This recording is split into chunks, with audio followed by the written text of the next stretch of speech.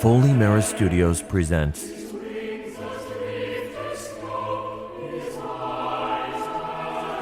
A Christmas Carol by Charles Dickens.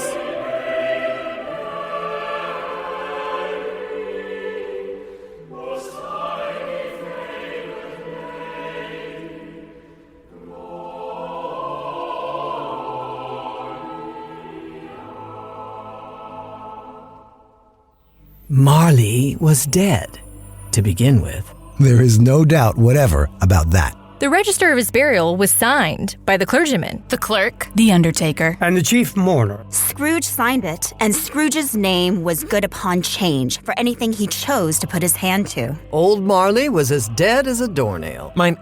I don't mean to say that I know of my own knowledge what there is particularly dead about a doornail. I might have been inclined myself to regard a coffin nail as the deadest piece of ironmongery in the trade. But the wisdom of our ancestors is in the simile, and my unhallowed hand shall not disturb it, or the country's done for. You will therefore permit me to repeat emphatically that Marley was as dead as a doornail. Scrooge knew he was dead? Of course he did. How could it be otherwise?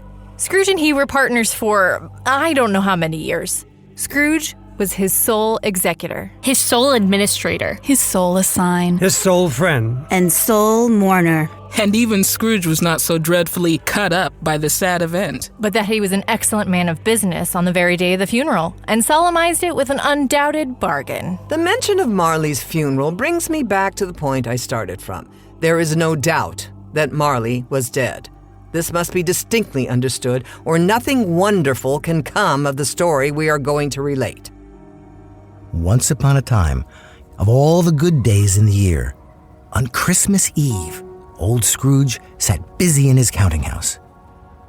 Oh, but he was a tight-fisted, hand of the grindstone Scrooge. a squeezing, Wrenching, Grasping. Scraping. Clutching. Covetous old sinner. hard and sharp as flint, from which no steel had ever struck out generous fire. Secret and self-contained. Solitary as an oyster. the cold within him froze his old features. Nipped his pointed nose. Shriveled his cheek. Stiffened his gait. Made his eyes red. His thin lips blue. Nobody ever stopped him in the street to say, with gladsome looks, My dear Scrooge, how are you? When will you come to see me? no beggars implored him to bestow a trifle. No children asked him the time. No man or woman ever once in all his life inquired the way to such and such a place of Scrooge. But what did Scrooge care?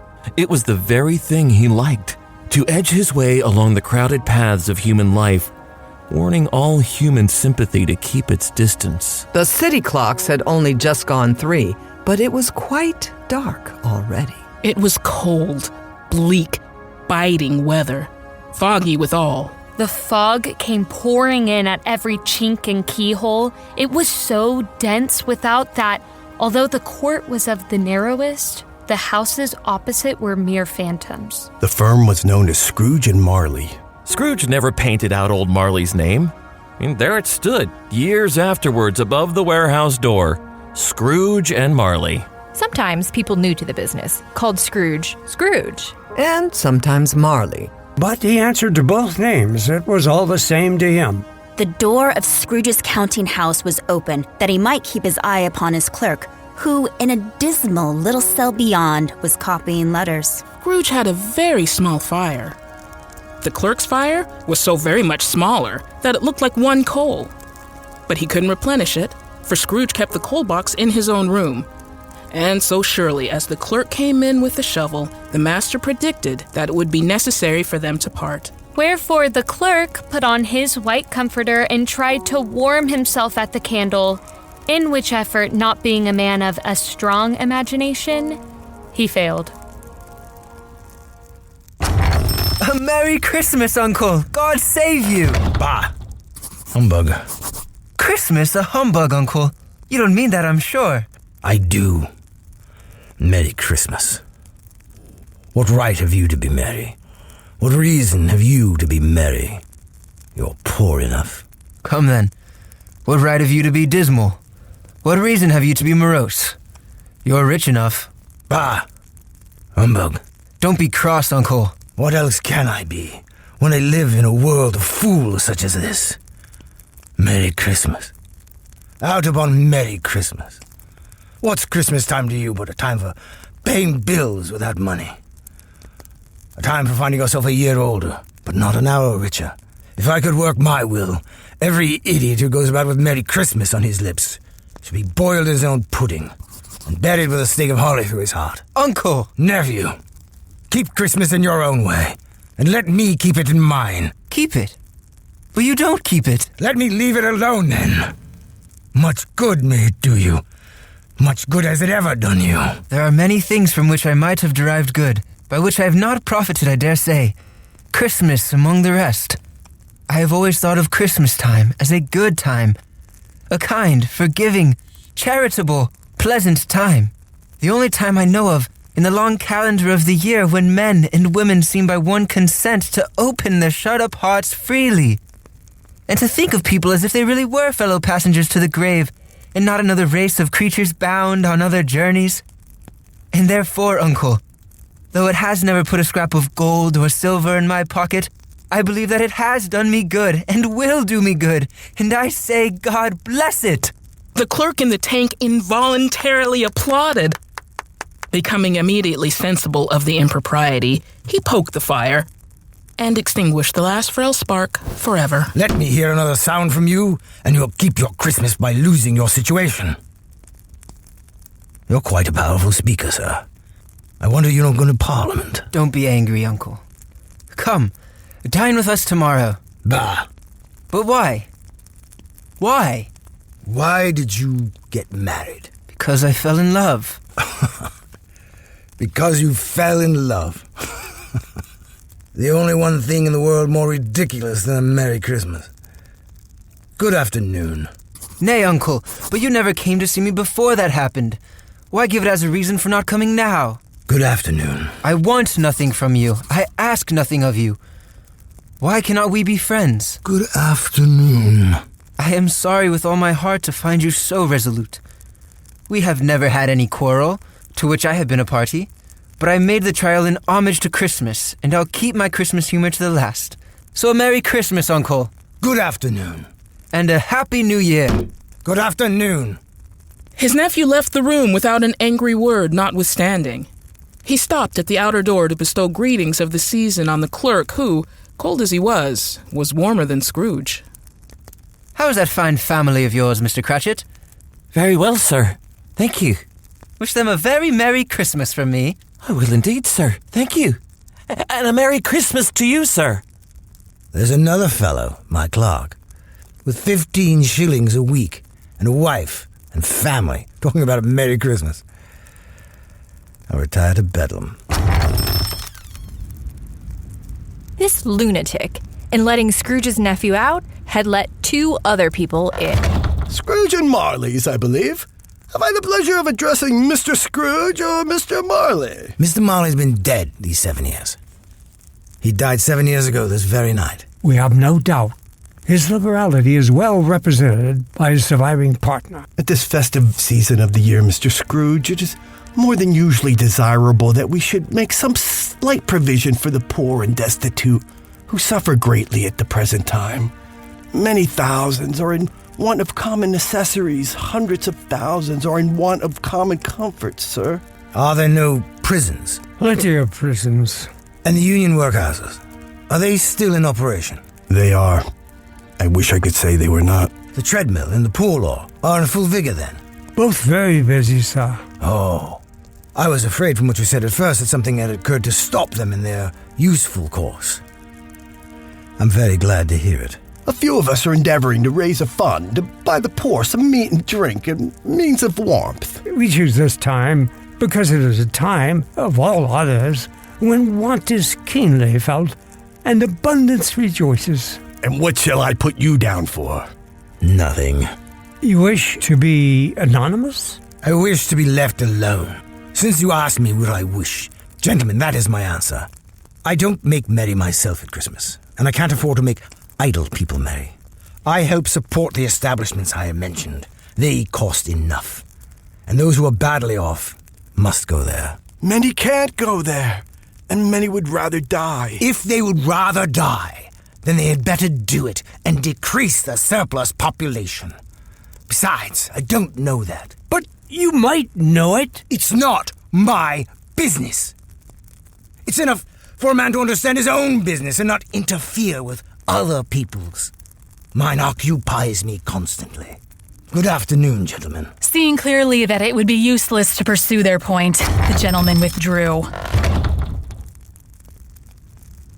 Scrooge resumed his labors with an improved opinion of himself. Foggier yet and colder. Piercing, searching, biting cold. The owner of one scant young nose gnawed and mumbled by the hungry cold as bones are gnawed by dogs, stooped down at Scrooge's keyhole to regale him with a Christmas carol. But at the first sound of God rest ye merry gentlemen, let nothing you dismay, Scrooge seized the ruler with such an energy of action that the singer fled in terror, leaving the keyhole to fog an even more congenial frost. At length, the hour of shutting up the counting house arrived. You'll want all day tomorrow, I suppose. If it's quite convenient, sir. It is not convenient. It's not fair. If I was to stop half a crown for it, you'd think yourself ill-used. And yet, you don't think me ill-used when I pay a day's wages for no work. Christmas comes but once a year, sir. Poor excuse for picking a man's pocket every 25th of December. But I suppose you must have the whole day. Be here all the earlier the next morning. Yes, sir. Absolutely, sir. The office was closed in a twinkling, and the clerk, with the long ends of his white comforter dangling below his waist, for he boasted no great coat, went down a slide of snow at the end of a lane of boys 20 times in honor of its being Christmas Eve, and then ran home to Camden town as hard as he could pelt to play at blind man's bluff. Scrooge took his melancholy dinner in his usual melancholy tavern, and having read all the newspapers and beguiled the rest of the evening with his banker's book, went home to bed. He lived in chambers which had once belonged to his deceased partner. They were a gloomy suite of rooms, and nobody lived in it but Scrooge. Now, it is a fact that there was nothing at all particular about the knocker on the door, except that it was very large. It is also a fact that Scrooge had seen it, night and morning, during his whole residence in that place. Also, that Scrooge had as little of what is called fancy about him as any man in the city of London. Then let any man explain to me, if he can, how it happened that Scrooge, having his key in the lock of the door, saw in the knocker Marley's face. Marley's face. It was not an impenetrable shadow as the other objects in the yard were, but had a dismal light about it, like a bad lobster in a dark cellar. It was not angry or ferocious, but looked at Scrooge as Marley used to look, with ghostly spectacles turned up upon its ghostly forehead. As Scrooge looked fixedly at this phenomenon, it was a knocker again. He half expected to be terrified with the sight of Marley's pigtail sticking out into the hall. But there was nothing on the back of the door, except the screws and nuts that held the knocker on. So he said, "Bah!" and closed it with a bang. Scrooge was not a man to be frightened by echoes. He fastened the door, walked across the hall, and up the stairs. Slowly, too. Half a dozen gas lamps out of the street wouldn't have lighted the entry too well, so you may suppose that it was pretty dark. Up Scrooge went, not caring a button for that. Scrooge liked the darkness. It was cheap. But before he shut his heavy door, he walked through his rooms to see that all was right. All as they should be. Quite satisfied, Scrooge closed his door and locked himself in. Double-locked himself in, which was not his custom. His bedroom was lit by a single candle and a small fire in the hearth. It was a very low fire indeed, nothing on such a bitter night. He was obliged to sit close to it and brood over it as he took his gruel when, that face of Marley, 7 years dead, appeared in the fireplace. Humbug! His glance happened to rest upon a bell, a disused bell. It was with great astonishment and with a strange, inexplicable dread he saw this bell begin to swing. So softly in the outset that it scarcely made a sound. But soon it rang out loudly, and so did every bell in the house.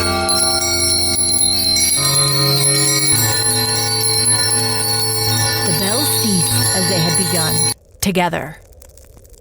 They were succeeded by a clanking noise deep down below, as if some person were dragging a heavy chain over the casks in the wine merchant's cellar. The cellar door flew open with a booming sound, and then he heard the noise much louder on the floors below. Then coming up the stairs. Then coming straight towards his door. It's humbug still. I won't believe it. His color changed, though, when without a pause, it came through the heavy door and passed into the room before his eyes. The same face. The very same. Marley in his pigtail, usual waistcoat, tights, and boots. The chain he drew was clasped about his middle. It was long and wound about him like a tail. And it was made, for Scrooge observed it closely, of cash boxes, keys, padlocks, ledgers, deeds, and heavy purses wrought in steel. His body was transparent, so that Scrooge, observing him and looking through his waistcoat, could see the 2 buttons on his coat behind. What do you want with me? Much. Who are you? Ask me who I was. In particular, Fergus. Who were you then? In life, I was your partner, Jacob Marley. Can you sit down? I can. Do it then. You don't believe in me. I don't. What evidence would you have of my reality beyond your senses? I don't know. Why do you doubt your senses? Because a little thing affects them. A slight disorder of the stomach makes them cheats. You could be an undigested bit of beef, a blot of mustard, a crumb of cheese, a fragment of underdone potato. There's more of gravy than of grave about you. Whatever you are, humbug. I tell you, humbug. At this point, the spirit raised a frightful cry and shook its chain with such a dismal and appalling noise that Scrooge held on tight to his chair. But how much greater was his horror when the phantom, taking off the bandage round its head, its lower jaw drops down upon its breast. Mercy! Dreadful apparition! Why do you trouble me? Man of the worldly mind, do you believe in me or not? I do. I must. But why do spirits walk the earth, and why do they come to me?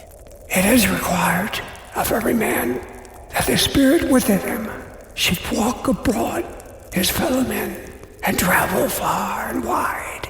And if that spirit goes not forth in life, it is condemned to do so after death. It is doomed to wander the world. Oh, woe is me, and witness what it cannot share, but might have shared on earth and turned to happiness. You are fettered. Tell me why. I wear the chain I forged in life. I made it link by link and yard by yard. I girded it on my own free will. And of my own free will, I wore it. Is this pattern strange to you? Or would you know the weight and length of the strong coil you bear yourself? It was full, as heavy, and as long as this 7 Christmas Eves ago. You have labored on it since. It is a ponderous chain. Jacob! Oh, Jacob Marley! Tell me more. Speak comfort to me, Jacob. I've none to give. It comes from other regions, Ebenezer Scrooge, and is conveyed by other ministers to other kinds of men. Nor can I tell you what I would. A very little of it is all permitted to me. I cannot rest. I cannot stay. I cannot linger anywhere. My spirit never walked beyond our counting house. Mark me, in life, my spirit never roved beyond the narrow limits of our money-changing hole. You were always a good man of business, Jacob. Business? Mankind was my business. The common welfare was my business. Charity, mercy, forbearance, and benevolence were all my business. The dealings of my trade were but a drop of water in the comprehensive ocean of my business. At this time of the rolling year, I suffer most. Why did I walk through crowds of fellow beings with my eyes turned down, and never raise them to that blessed star which led the wise men to a poor abode? Where are the poor homes to which his light would have conducted me? Harry, my time is nearly gone. I will. How it is that I appear before you in a shape that you can see, I may not tell. I have sat invisible beside you many and many a day. That is no light part of my penance. I am here tonight to warn you that you have yet a chance and hope of escaping my fate, Ebenezer. You were always a good friend to me. You will be haunted by 3 spirits. Is that the chance and hope you mentioned, Jacob? It is. I think I'd rather not. Without their visits, you cannot hope to shun the path I tread. Expect the first tomorrow when the bell tolls 1. Couldn't I take them all at once? Have it over, Jacob. Expect the second on the next night at the same hour. The third upon the next night when the last stroke of 12 has ceased to vibrate. Look to see me no more, and look that for your own sake you remember what has passed between us. When it had said these words, the spectre took its wrapper from the table and bound it round its head as before. The apparition walked backward from him, and at every step it took, the window raised itself a little, so when the spectre reached it, it was wide open. Marley's ghost held up its hand, warning him to come no nearer. Scrooge stopped. Not so much in obedience as in surprise and fear. For on the raising of the hand, he became sensible of confused noises in the air, wailings inexpressly sorrowful and self-accusatory. The spectre, after listening for a moment, joined in the mournful dirge and floated out upon the bleak, dark night. Scrooge followed to the window. Desperate in his curiosity, he looked out. The air was filled with phantoms, wandering hither and thither in restless haste, and moaning as they went. Every one of them wore chains like Marley's ghost. Some few, they might be guilty governments, were linked together. None were free. Many had been personally known to Scrooge in their lives. He had been quite familiar with one old ghost in a white waistcoat with a monstrous iron safe attached to its ankle, who cried piteously at being unable to assist a wretched woman with an infant, whom it saw below upon a doorstep. The misery with them all was clearly that they sought to interfere for good in human matters and had lost the power. forever. Whether these creatures faded into the mist or mist enshrouded them, he could not tell. But they and their spirit voices faded together. And the night became as it had been when he walked home. Scrooge stared after the ghost. He tried to say, but stopped at the first syllable. And from the emotion he had undergone, or the fatigues of the day, went straight to bed, without undressing, and fell asleep upon the instant. When Scrooge awoke, it was so dark that looking out of bed he could scarcely distinguish the transparent window from the opaque walls of his chamber. The ghost had warned him of a visitation when the bell tolled 1. He resolved to lie awake until the hour was past, and considering that he could no more go to sleep than go to heaven, this was perhaps the wisest resolution in his power. So he listened for the hour.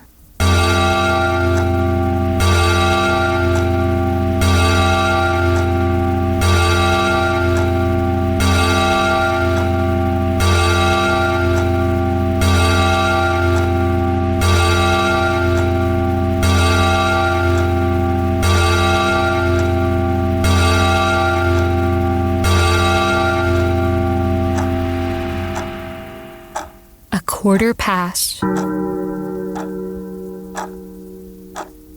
Half past. A quarter to it.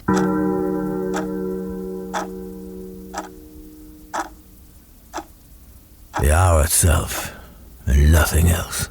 He spoke before the hour bell sounded, which it now did, with a deep, dull, hollow, melancholy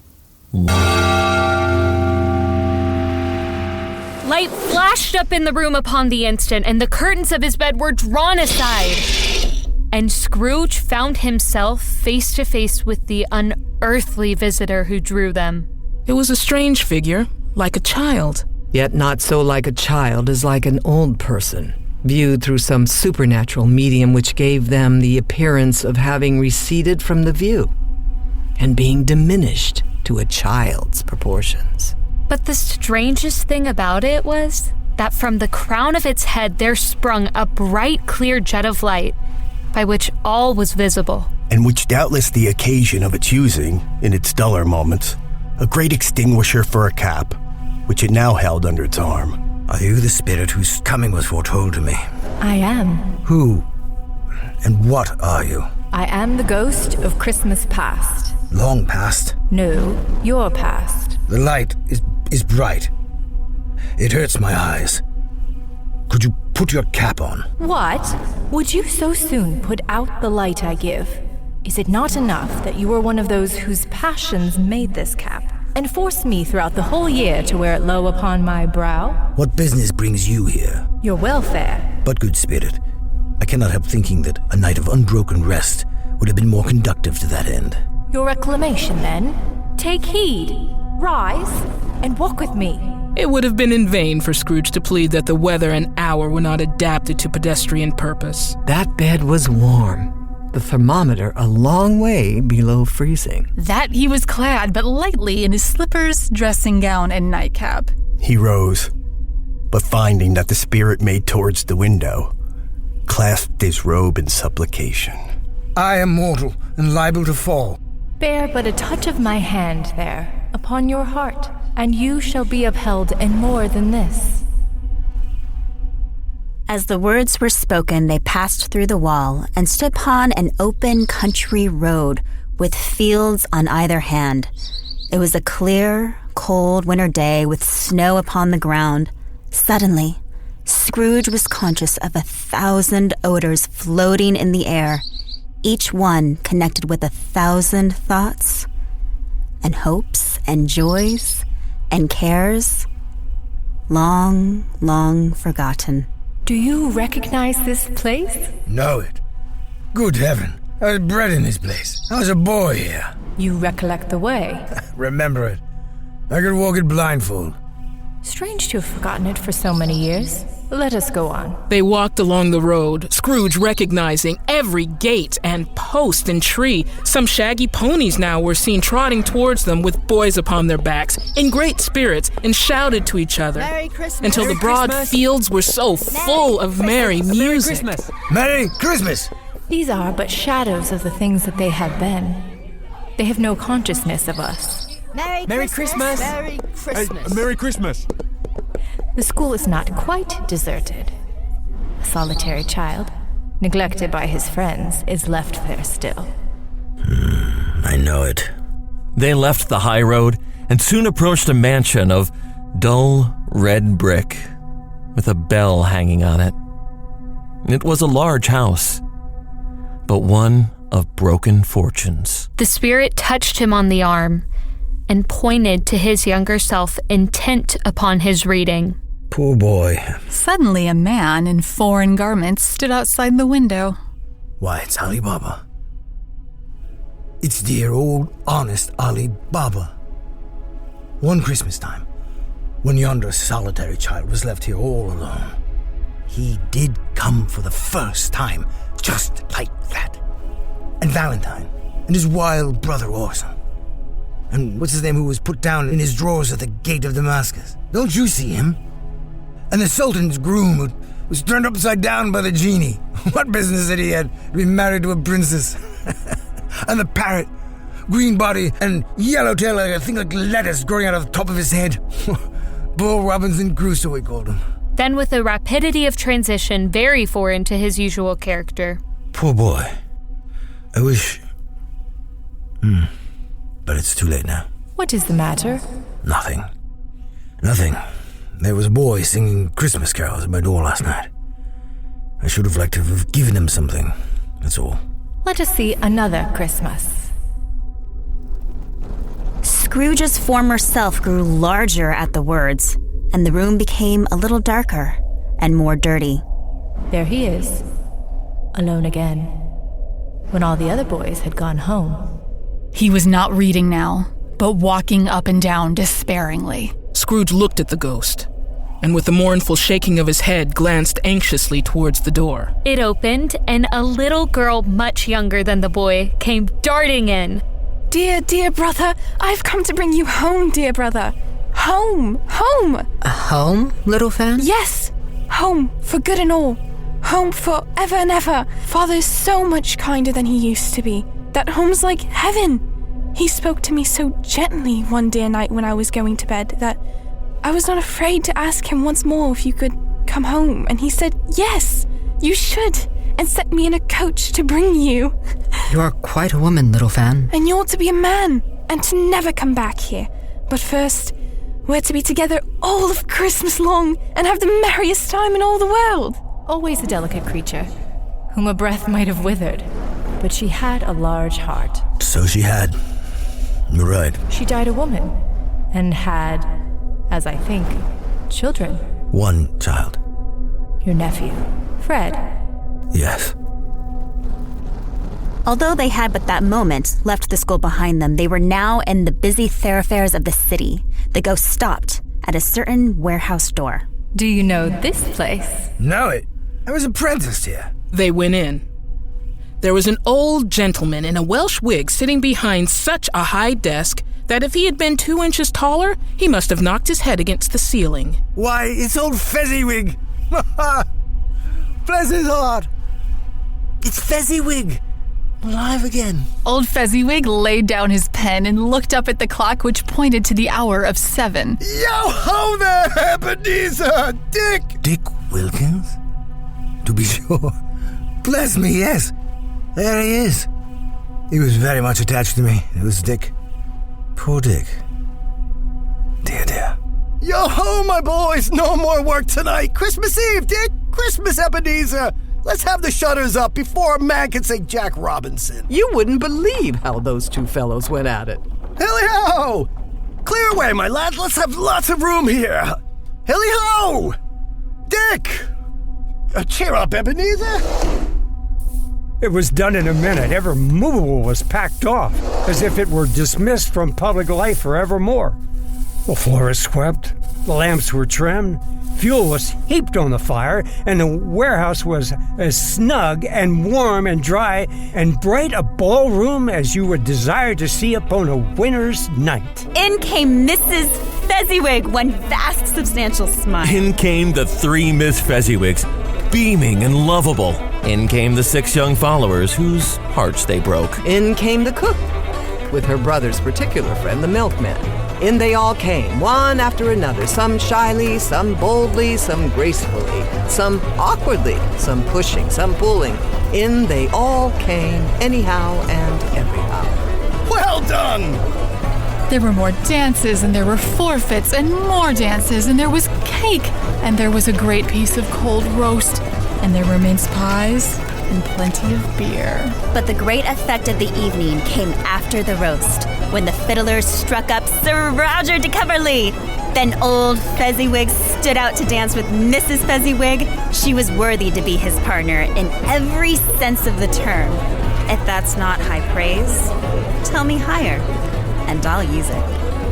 A small matter to make these silly folks so full of gratitude. Small. Is it not? You spent but a few pounds of your mortal money. 3 or 4, perhaps? Is that so much that he deserves this praise? It isn't that. It isn't that, Spirit. He has the power to render us happy or unhappy, to make our service light or burdensome, a pleasure or toil. The happiness he gives is quite as great as if it cost a fortune. What is the matter? Nothing in particular. Something, I think. No, I should just like to be able to say a word or two to my clerk. That's just now. That's all. My time grows short. Quick. Scrooge saw himself. He was older now, a man in the prime of life. His face had not the harsh and rigid lines of later years, but it had begun to wear the signs of care and avarice. There was an eager, greedy, restless motion in the eye, which showed the passion that had taken root. It matters little. To you, very little. Another idol has displaced me, and if it can cheer and comfort you in time to come, as I would have tried to do, I have no just cause to grieve. What idol has displaced you? A golden one. This is the even-handed dealing of the world. There is nothing on which it is so hard as poverty, and there is nothing it professes to condemn with such severity as the pursuit of wealth. You fear the world too much. I have seen your nobler aspirations fall off one by one, until the master passion, gain, engrosses you. What then, even if I have grown so much wiser? What then? I am not changed towards you, am I? Our contract is an old one. It was made when we were both poor and content to be so, until in good season we could improve our worldly fortune by our patient industry. You are changed. When it was made, you were another man. I was a boy. Your own feeling tells you that you were not what you are. I am. How often and how keenly I have thought of this, I will not say. It is enough that I have thought of it, and can release you. Have I ever sought release? In words? No, never. In what then? In everything that made my love of any worth or value in your sight. If this had never been between us, tell me, would you seek me out and try to win me now? Huh? No. You think not? If you were free today, can I even believe that you would choose a dowerless girl? You, who, in every confidence with her, weigh everything by gain. I release you, Ebenezer, with a full heart, for the love of him you once were. May you be happy in the life you have chosen. Spirit, show me no more.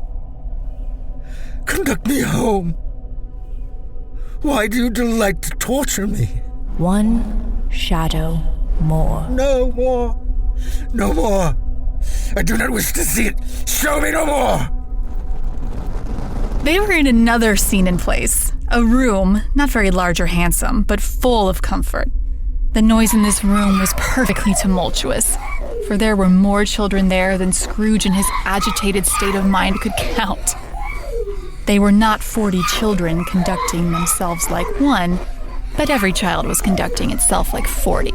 Near to the winter fire sat a beautiful young girl, so like that last that Scrooge believed it was the same, until he saw her mother sit opposite her. But now, a knocking at the door was heard. And now Scrooge looked on more attentively than ever, when the master of the house, having his daughter leaning fondly on him, sat down with her and her mother at his own fireside, and he thought that such another creature, quite as graceful and as full of promise, might have called him father. Belle, I saw an old friend of yours this afternoon. Who was it? Guess. How can I? Don't I know? Mr. Scrooge? Mr. Scrooge it was. I passed his office window as it was not shut up and he had a candle inside. I could scarcely help seeing him. His partner lies upon the point of death, I hear. And there he sat, alone. Quite alone in the world, I do believe. Spirit, remove me from this place. I told you these were shadows of the things that have been. That they are what they are. Do not blame me. Remove me! I cannot bear it! Leave me! Take me back! Haunt me no longer! Scrooge observed that its light was burning high and bright, and dimly connecting that with its influence over him, he seized the extinguisher cap and by a sudden action pressed it down upon its head. The spirit dropped beneath it, so that the extinguisher covered its whole form. But though Scrooge pressed it down with all his force, he could not hide the light. He was conscious of being exhausted and overcome by an irresistible drowsiness, and further, of being in his own bedroom. He gave the cap a parting squeeze, in which his hand relaxed and had barely time to reel to bed before he sank into a heavy sleep.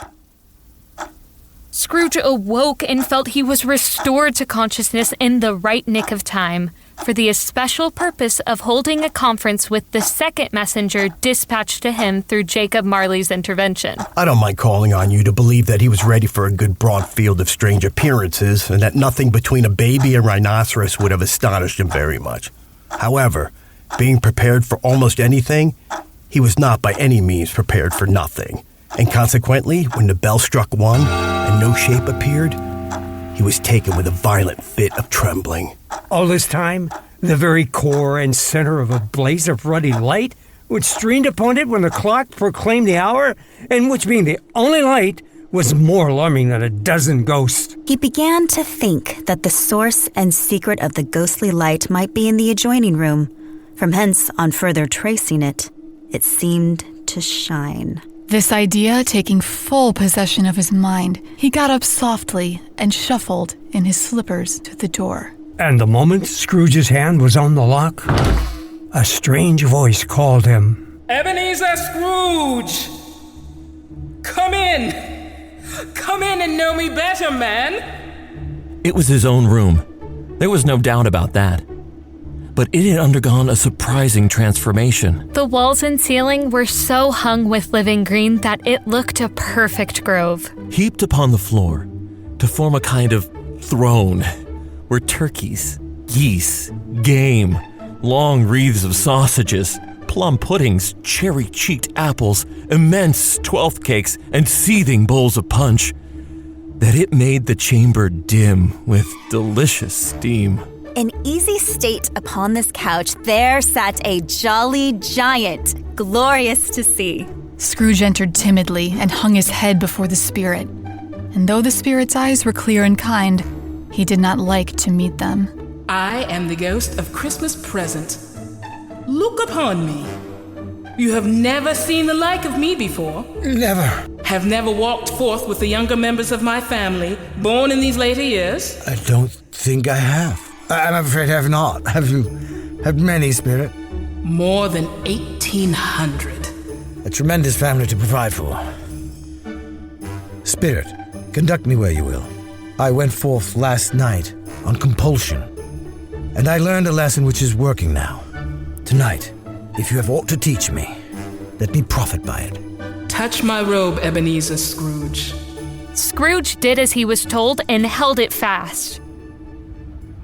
Holly, mistletoe, red berries, ivy, turkeys, geese, game, poultry, brawn, meat, pig, sausage, oysters, pies, pudding, fruit, punch all vanished instantly. So did the room, the fire, the ruddy glow, the hour of night, and they stood in the city streets on Christmas morning. The day was brisk and not unpleasant, covered in snow. The poulterers' shops were open and the fruiterers were radiant in their glory. There were great, round, pot-bellied baskets of chestnuts. Pears and apples clustered high in blooming pyramids. There were bunches of grapes, piles of filberts, mossy and brown, recalling in their fragrance ancient walks among the woods and pleasant shufflings ankle-deep through withered leaves. The steeples called good people all to church and chapel, and away they came, flocking through the streets in their best clothes. And at the same time, there emerged from scores of by-streets, lanes, and nameless turnings, innumerable people carrying their dinners to the baker's shops. The spirit stood with Scrooge beside it in a baker's doorway, and taking off the covers as their bearers passed, sprinkled incense on their dinners from its torch. Is there a peculiar flavor in which you sprinkle from your torch? There is. My own. Would it apply to any kind of dinner on this day? To any kindly given. To a poor one most. Why to a poor one most? Because it needs it most. Spirit, I wonder you, of all the beings on this many worlds about us, should desire to cramp these people's opportunities of innocent enjoyment. I? You would deprive them of the means of dining every seventh day, often the only day on which they can be said to dine at all, wouldn't you? I? Well, you seek to close these places on the seventh day, and that comes to the same thing. I seek? Forgive me if I am wrong. It has been done in your name, or at least in that of your family. There are some upon this earth of yours who lay claim to know us, and who do their deeds of passion, pride, ill will, hatred, envy, bigotry, and selfishness in our name, who are strange to us and all our kith and kin as if they had never lived. Remember that, and charge their doings on themselves, not us. I promise that I will.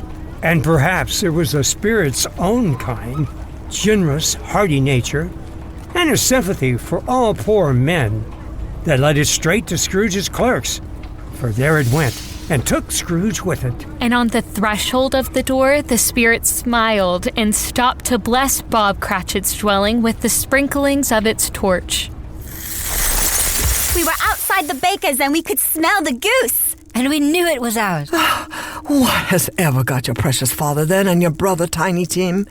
And Martha weren't as late last Christmas Day by half an hour. Here's Martha, Mother. Martha, you're here. Here's Martha. Come quick, look at the goose. Martha, come quickly. Martha. Merry Christmas, Martha. There's such a goose, Martha. Why, bless your heart alive, my dear. How late you are. Oh, we had a deal of work to finish up last night and had to clear away this morning, Mother. Well, never mind. So long as you are come. Sit down before the fire, my dear, and have a warm. Lord bless you. No, there's Father coming. Hide, quickly, under the table. Go. Over here. Quickly. Hide, over here. Father, see you. What should I do? Coming. Under the table, come hide? Martha hides herself. Bob Cratchit enters with at least 3 feet of comforter, exclusive of the fridge, hanging down before him, and his threadbare clothes darned up and brushed to look seasonable, and Tiny Tim upon his shoulder bearing his crutch. Why, where are Martha? Not coming. Not coming? Not coming on Christmas Day? Martha didn't like to see him disappointed, if it were only in joke. So she came out prematurely from behind the closet door and ran into his arms. While the 2 young Cratchits hustled Tiny Tim and bore him off, that he might hear the pudding singing in the copper. And how did little Tim behave? As good as gold, and better. Somehow he gets thoughtful sitting by himself so much, and thinks the strangest things you ever heard. He told me coming home that he hoped the people saw him in the church, because he was a cripple. And it might be pleasant to them to remember upon Christmas Day, who made lame beggars walk, and blind men say, him is growing strong and hardy. Master Peter and the 2 ubiquitous young Cratchits went to fetch the goose, with which they soon returned in high procession. At last, the dishes were set on the table, and grace was said. It was succeeded by a breathless pause as Mrs. Cratchit, looking slowly along the carving knife, prepared to plunge it into the breast. But when she did, and when the long-expected gush of stuffing issued forth, one murmur of delight arose all around the board. There has never been such a goose cooked. They ate and talked and enjoyed themselves. Everyone had had enough, and the youngest Cratchits in particular were steeped in sage and onion to the eyebrows. But now the plates were being changed by Belinda. Mrs. Cratchit left the room alone, too nervous to bear witness, to take the pudding up and bring it in. All sorts of horrors were supposed. Suppose it should not be done enough. Suppose it should break in, turning out. Suppose somebody should have got over the wall of the backyard and stolen it while we were all making merry with the goose. A great deal of steam. Christmas holly stuck into the top. Oh, a wonderful pudding. It is to be regarded, my dear, as your greatest success since our marriage. Here.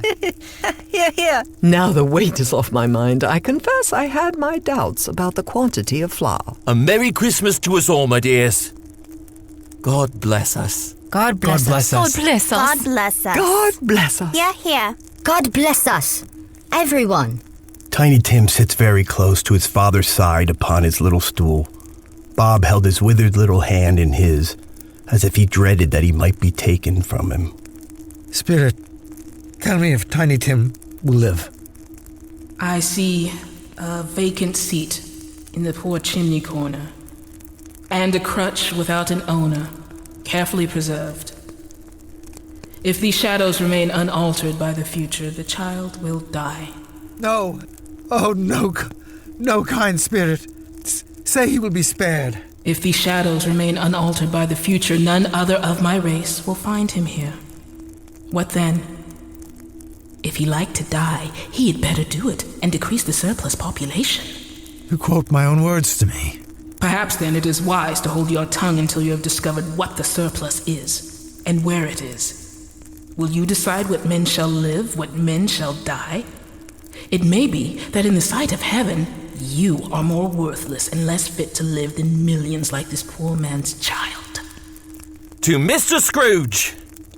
I'll give you Mr. Scrooge, the founder of the feast. The founder of a feast, indeed. I wish I'd had a mere and give him a piece of my mind to feast upon, and I'd hope he'd have a good appetite for it. My dear, the children. Christmas Day? It should be Christmas Day, I am sure, on which one drinks the health of such an odious, stingy, odd, unfeeling man as Mr. Scrooge. You know he is, Robert. Nobody knows it better than you do, poor fellow. My dear, Christmas Day? I'll drink his health, for your sake, and the day's, not for his. Long life to him.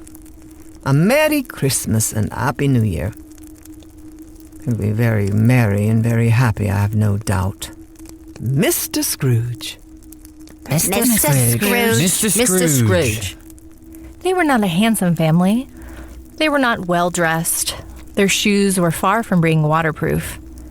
But they were happy, grateful, pleased with one another, and contented with the time. They faded and looked happier yet in the bright sprinklings of the spirit's torch at parting. Scrooge had his eye upon them, and especially on Tiny Tim, until the last. And now, without a word of warning from the ghost, they stood upon a bleak and desert moor, where monstrous masses of rude stone were cast about. What place is this? A place where miners live, who labor in the bowels of the earth. But they know me. See? A light shone from the window of a hut, and swiftly they advanced toward it. Passing through the wall of mud and stone, they found a cheerful company assembled around a glowing fire. The spirit did not tarry here, but bade Scrooge hold his robe, and passing on above the moor, sped to sea. To Scrooge's horror, looking back, he saw the last of the land, a frightful range of rocks behind them. above the black and heaving sea, far away from any shore. They lighted on a ship. They stood beside the helmsman at the wheel, the lookout in the bow, the officers who had the watch. Dark, ghostly figures in their several stations, but every man among them hummed a Christmas tune, and every man on board had a kinder word for another on that day. There was a great surprise to Scrooge while listening to the moaning of the wind and thinking what a solemn thing it was to move on through the lonely darkness over the unknown abyss to hear a hearty laugh.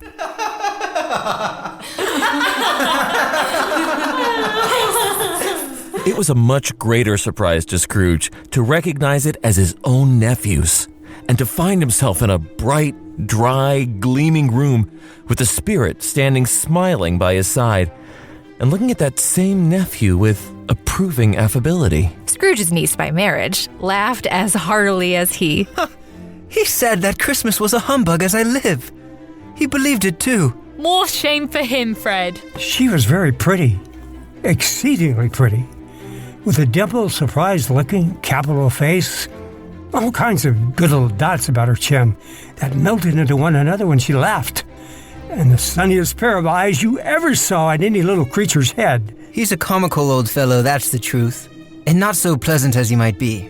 However, his offenses carry their own punishment, and I have nothing to say against him. I'm sure he's very rich, Fred. At least you always tell me so. What of that, my dear? His wealth is of no use to him.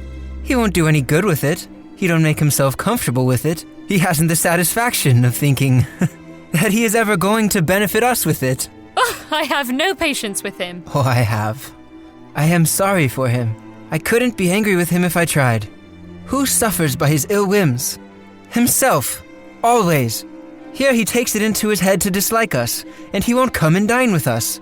What's the consequence? He loses a dinner. Indeed, I think he loses a very good dinner. I quite agree. Do go on, Fred.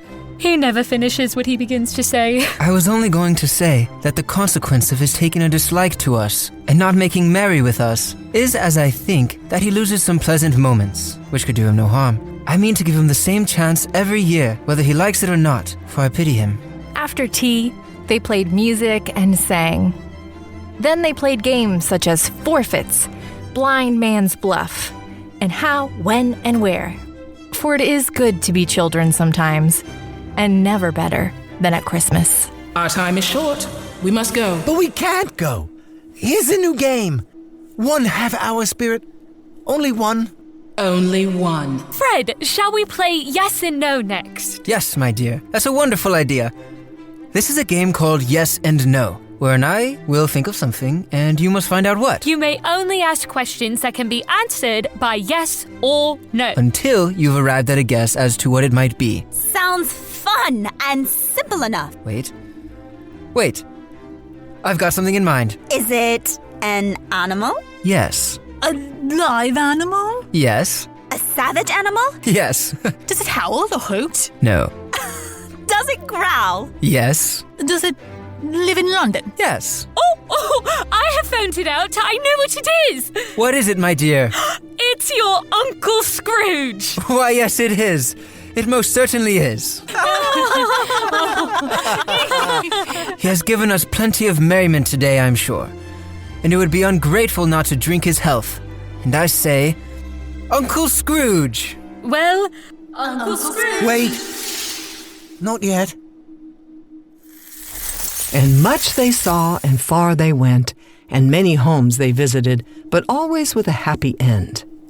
The spirits stood beside sick beds, and they were cheerful. On foreign lands, and they were close at home. By struggling men, and they were patient in their greater hope. By poverty, and it was rich.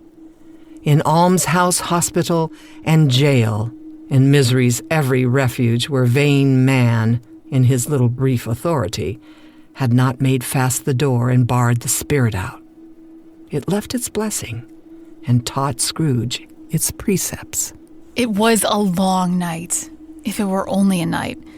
It was strange, too, that while Scrooge remained unaltered in his outward form, the ghost grew older, clearly older. Scrooge had observed this change, but never spoke of it until they left a children's 12th night party, when, looking at the spirit as they stood together in an open place, he noticed that its hair was gray. Are spirits' lives so short? My life upon this globe is very brief. It ends tonight. Tonight? Tonight at midnight. Hark, the time is drawing near. Forgive me if I am not justified in what I ask, but I see something strange, not belonging to yourself, protruding from your skirts. Is it a foot? Or a claw? It might be a claw, for the flesh there is upon it. Look here. From the foldings of its robe, it brought 2 children, wretched, abject, frightful, hideous, miserable. They knelt down at its feet and clung upon the outside of its garment. Spirit, are they yours? They are man's, and they cling to me. This boy is ignorance. This girl is want. Beware them both, and all of their degree, but most of all beware this boy. For on his brow I see that written which is doom, unless the writing be erased. Deny it, slander those who tell it ye, admit it for your factious purposes and make it worse, and abide the end. Have they no refuge or resource? Are there no prisons? Are there no workhouses? The bell struck 12.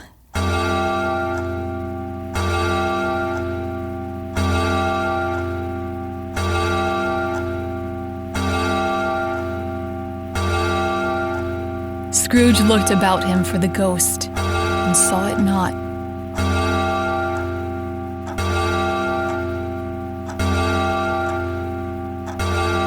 As the last stroke ceased to vibrate,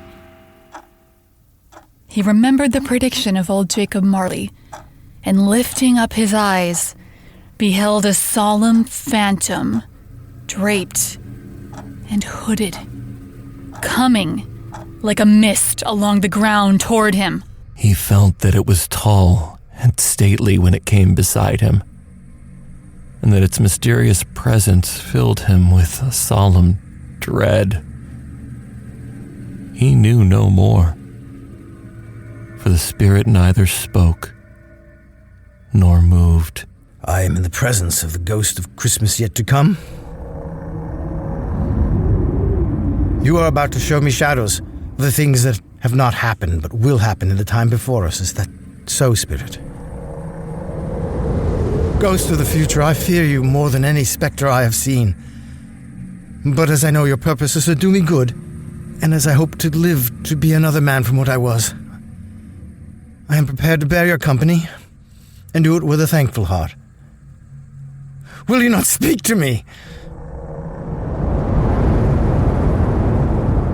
Lead on. Lead on. The night is waning fast, and it is precious time to me, I know.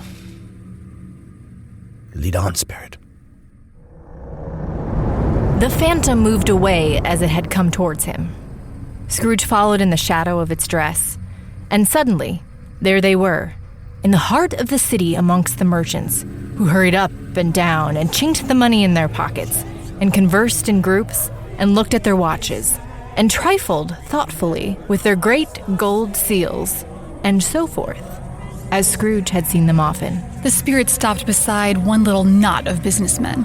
Observing that the hand was pointed to them, Scrooge advanced to listen to their talk. I don't know much about it either way. I only know he's dead. When did he die? Last night, I believe. Why, what was the matter with him? I thought he'd never die. God knows. What has he done with his money? I haven't heard. Left it to his company, perhaps. He hasn't left it to me, that's all I know. It's likely to be a very cheap funeral. For upon my life, I don't know of anybody to go to it. Suppose we make up a party and volunteer. I don't mind going if a lunch is provided, but I must be fed. The phantom glided on into a street, its finger pointed to 2 persons meeting. Scrooge listened, again, thinking that the explanation might lie here. Well, old Scratch has got his own at last, eh? Mm-hmm. Cold, isn't it? Seasonable for Christmas time. You're not a skater, I suppose? No. Something else to think of. Good morning. Why was I privy to that? What purpose have you to let me know of such trivial conversations?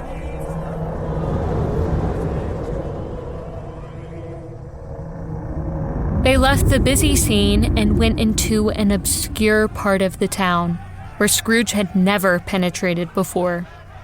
Although he recognized its situation and its bad repute, the whole quarter reeked with crime, with filth, and misery. Far in this den of infamous resort, there was a low-browed shop where secrets that few would like to scrutinize lay hidden in mountains of unseemly rags, masses of corrupted fat, and sepulchres of bones. Sitting in among the wares he dealt in was a gray-haired rascal, nearly 70 years of age, with a pipe. Scrooge and the Phantom came into the presence of this man, just as a woman with a heavy bundle slunk into the shop.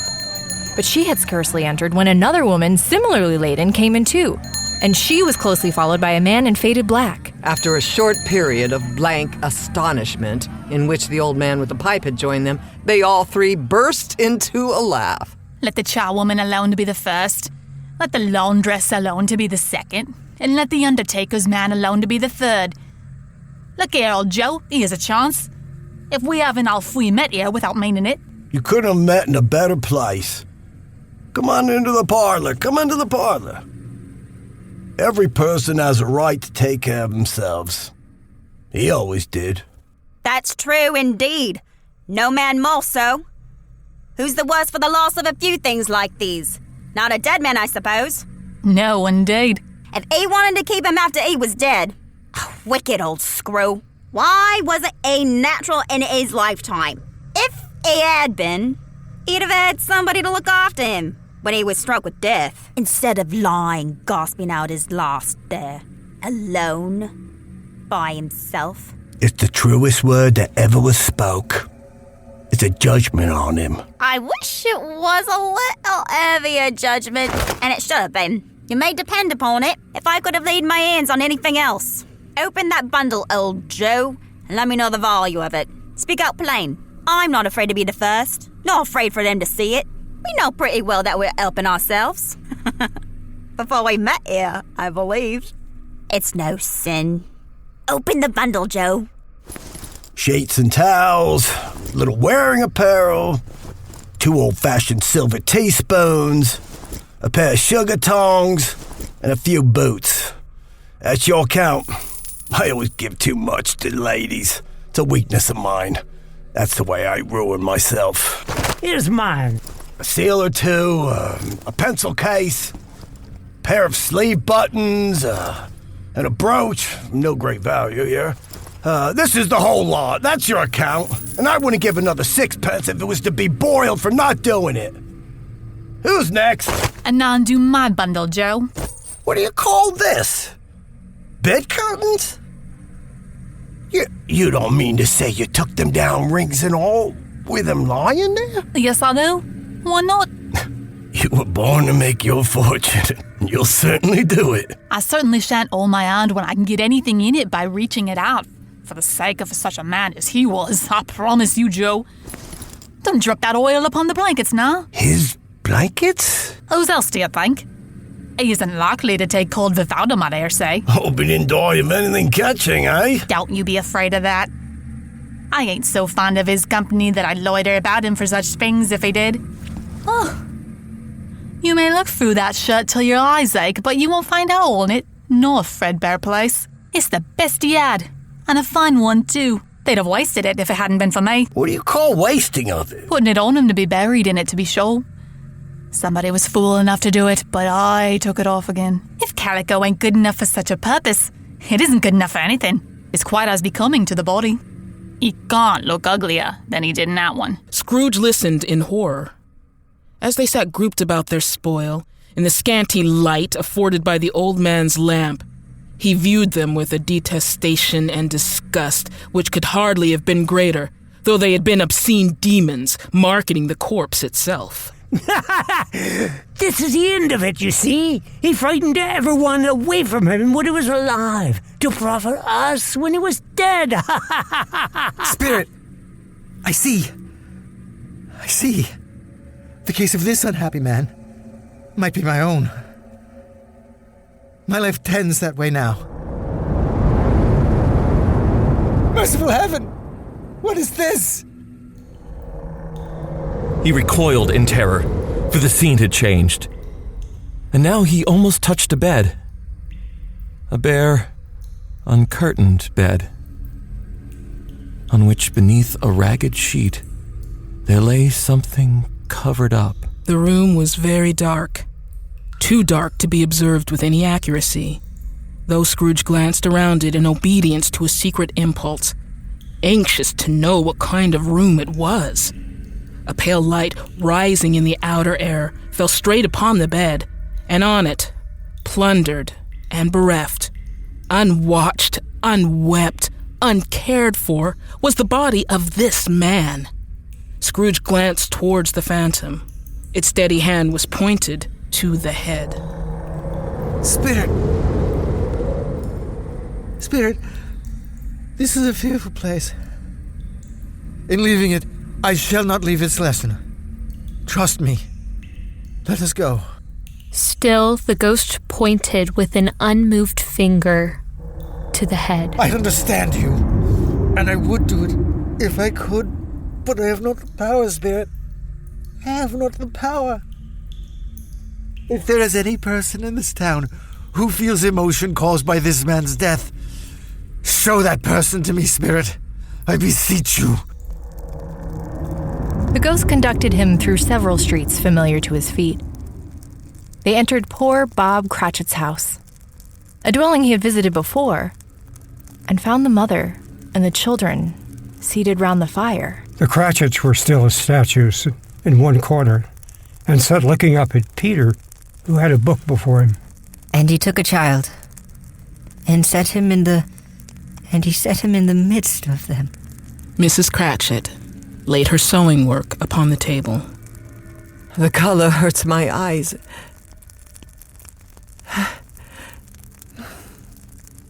They're better now, gang.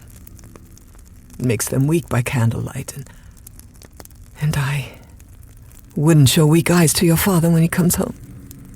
For the world. It must be near his time. Passive, rather.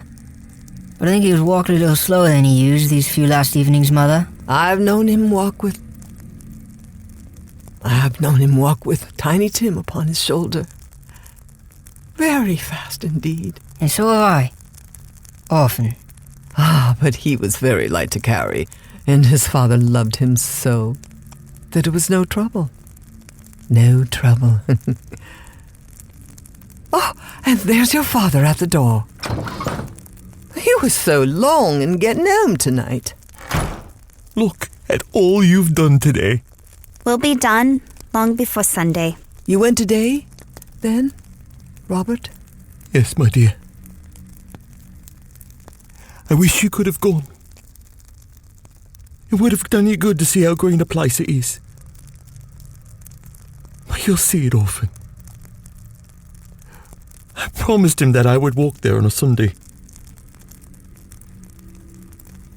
Today I saw Mr. Scrooge's nephew, Fred, in the street.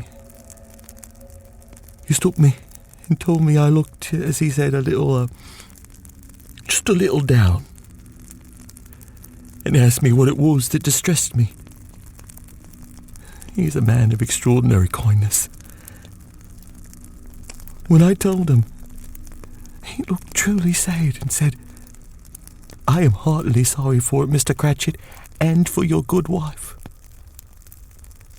If I can be of service to you in any way," he said, giving me his card, "that's where I live.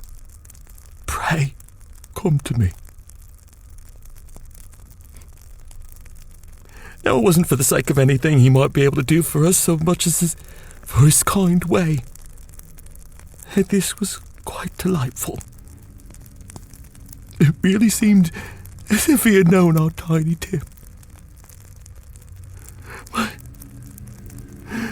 My little child. My little child.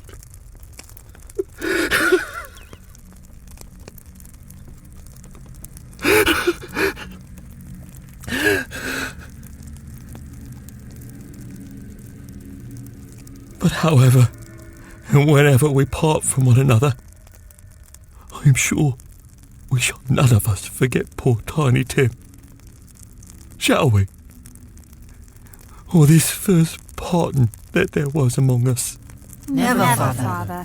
And I know, my dears, that when we recollect how patient and how mild he was, although he was a little child, we shall not quarrel easily among ourselves and forget poor Tiny Tim in doing it. No. Never, Father. I couldn't, never, Father. Spectre, something informs me that our parting moment is at hand. I know it, but I don't know how. Tell me what man that was whom we saw lying dead. The ghost of Christmas yet to come conveyed him as before, though at a different time, he thought. A churchyard. Here, then, the wretched man he now had to learn lay underneath the ground. The spirit stood among the graves and pointed down to one. Before I draw nearer to that stone to which you point, answer me one question. Are these the shadows of things that will be? Or are they shadows of things that may be only? Still, the spirit pointed downward, to the grave by which it stood. Men's courses will foreshadow certain ends to which, if persevered in, they must lead. But if those courses be departed from, the ends will change. Say it is thus with what you show me? The spirit was immovable as ever. Scrooge crept towards it, trembling as he went, and following the finger, read upon the stone of the neglected grave his own name, Ebenezer Scrooge. Spirit, hear me. I am not the man I was. I will not be the man I must have been but for this intercourse. Why show me this if I am past all hope? Good Spirit, your nature intercedes for me and pities me. Assure me that I may yet change these shadows you have shown me by an altered life. I will honor Christmas in my heart, and I will keep it all through the year. I will live in the past, in the present, in the future. The spirits of all three shall strive within me. I will not set out the lessons they teach. Oh, tell me I may sponge away the writing on this stone. Holding up his hands in a last prayer to have his fate reversed, he saw an alteration in the phantom's hood and dress.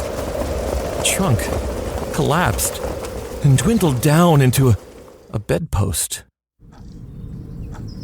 Yes, the bedpost was his own, the bed was his own, and the room was his own. I will live in the past, the present, and the future. The spirits of all three shall strive within me. Oh, Jacob Marley, heaven and the Christmas time be praised for this. I say it on my knees, old Jacob. On my knees. They're not torn down. They're not torn down, rings and all. They're here. I am here. The shadows of the things that would have been dispelled. They will be. I know they will. I don't know what to do. I'm as happy as an angel. I'm as merry as a schoolboy. I'm as giddy as a drunken man. A Merry Christmas to everyone, and a Happy New Year to all the world! There's the saucepan that the ghoul was in. There's the door by which the ghost of Jacob Marley entered. There's the corner where the ghost of Christmas presents sat. There's the window where I saw the wandering spirits. It's all right. It's all true. It's all happened. I don't know what day of the month it is. I don't know how long I've been among the spirits. He was checked in his transports by the churches, ringing out the lustiest peals he had ever heard. He opened his window and put out his head. No fog, no mist. Clear, bright, jovial, stirring, cold, piping for the blood to dance to. Golden sunlight, heavenly sky, sweet fresh air. Merry bells. There was a boy in Sunday clothes walking past. Hello, boy. Yes, you. What's today? Eh? What's today, my fine fellow? Today? Why, Christmas Day. It's Christmas Day. I haven't missed it. The spirits have done it all in one night. Well, they can do anything they like. Of course they can. Of course they can. Hello, my fine fellow. Hello. Do you know the poulterers in the next street but one at the corner? I should hope I did. Intelligent boy. Remarkable boy. Do you know whether they've sold the prize turkey that was hanging up there? Not the little prize turkey, the big one. Oh, what? The one as big as me? Delightful boy. Pleasure to talk to him. Yes, my buck. It's hanging there now, is it? Go and buy it and tell them to bring it here, that I may give them directions to where to take it. Come back with a man and I'll give you a shilling. Come back with him in less than 5 minutes and I'll give you half a crown. The boy was off like a shot. He must have had a steady hand at a trigger. Who could have got a shot off half so fast? I'll send it to Bob Cratchit. You shan't know who sends it. It's twice the size of Tiny Tim. The hand in which he wrote the address was not a steady one, but write it he did, somehow, and went downstairs to open the street door, ready for the coming of the poulterer's man. As he stood there, waiting his arrival, the knocker caught his eye. I shall love it, as long as I live. I scarcely looked at it before. What an honest expression it has in its face. It's a wonderful knocker. Here's the turkey. Hello! Whoop! How are you? Merry Christmas! Now that is a turkey. That bird could never have stood on its own legs. Why, it's impossible to carry that to Camden Town. You must have a cab. Shaving was not an easy task, for his hand continued to shake very much. And shaving requires attention, even when you don't dance while you are at it. He dressed himself all in his best, and at last got out into the streets. The people were by this time pouring forth, as he had seen them with the ghost of Christmas present, and walking with his hands behind him, Scrooge regarded everyone with a delighted smile. Merry Christmas! Merry Christmas! Merry Christmas! Merry Christmas! Merry Christmas! Merry Christmas! He had not gone far when, coming on towards him, he beheld the portly gentleman who had walked into his counting house the day before and said, My dear sir, how do you do? I hope you succeeded yesterday. It was very kind of you. A Merry Christmas to you, sir. Mr. Scrooge. Yes, that is my name. And I fear it may not be pleasant to you. Allow me to ask your pardon. And will you have the goodness? Lord bless me. My dear Mr. Scrooge, are you serious? If you please. And not a farthing less. A great many back payments are included in it, I can assure you. Will you do me that favor? My dear sir, I don't know what to say. Don't say anything, please. And come and see me. Will you come and see me? I will. Thank you. I am much obliged to you. I thank you 50 times. Bless you. He went to church and walked about the streets. And watched the people hurrying to and fro and patted children on the head. And questioned beggars. And looked down into the kitchens of houses and up to the windows and found that everything could yield him pleasure. He had never dreamed that any walk, that anything could give him so much happiness. In the afternoon, he turned his steps toward his nephew's house. He passed the door a dozen times before he had the courage to go up and knock. But he made a dash and did it. Is your master at home, my dear? Yes, sir. Where is he, my love? He's in the dining room, sir, along with mistress. I'll show you upstairs, if you please. Thank you, he knows me. I'll go in here, my dear. His hand already on the dining room lock, he turned it gently and sidled his face in round the door. They were looking at the table, which was spread out in great array. For these young housekeepers are always nervous on such points and like to see that everything is right. Fred. Why, bless my soul. Who's that? Uncle Scrooge? It is I. I have come to dinner. Will you let me in, Fred? Of course! Yes! Yes, let him in! Uncle Scrooge, you've never met. This is my wife. It is a pleasure to meet you at last. She's very beautiful, Fred. My nephew has gracefully agreed to let me dine with you this day, if it is not too much of an imposition. It would be our pleasure. I'll go tell. To set another place for dinner. After dinner, might we play some games? Of course, if you'd like. I've grown very fond of them as of late.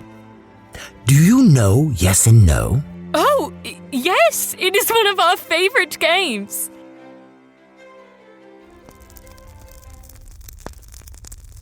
Scrooge was early at the office next morning.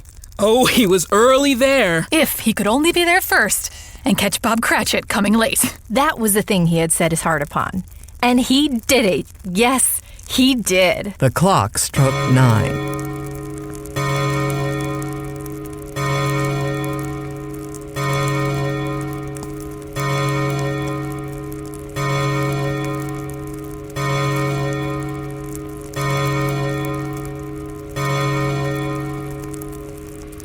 No Bob.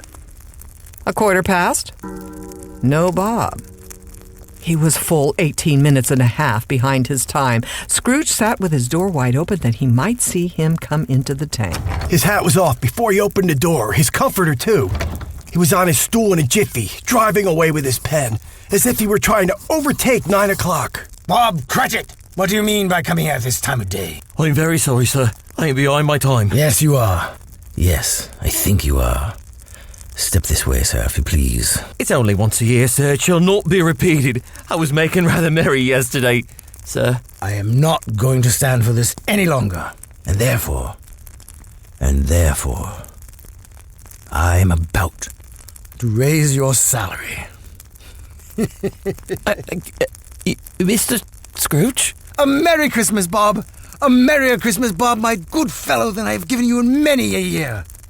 I'll raise your salary, and I'll endeavor to assist your struggling family. We'll discuss your affairs this very afternoon, over a Christmas bowl, Bob. Make up the fires, and buy another coal scuttle before you dot another I, Bob Cratchit. Scrooge was better than his word. He did it all, and infinitely more. And to Tiny Tim, who did not die, he was a second father. He became as good a friend, as good a master, and as good a man as a good old city knew. Some people laughed to see the alteration in him, but he let them laugh, and little heeded them. For he was wise enough to know that nothing ever happened on this globe for good, at which some people did not have their fill of laughter in the outset. His own heart laughed, and that was quite enough for him. And it was always said of him that he knew how to keep Christmas well, if any man alive possessed the knowledge. May that be truly said of us. And so, as Tiny Tim observed, God bless us, every one.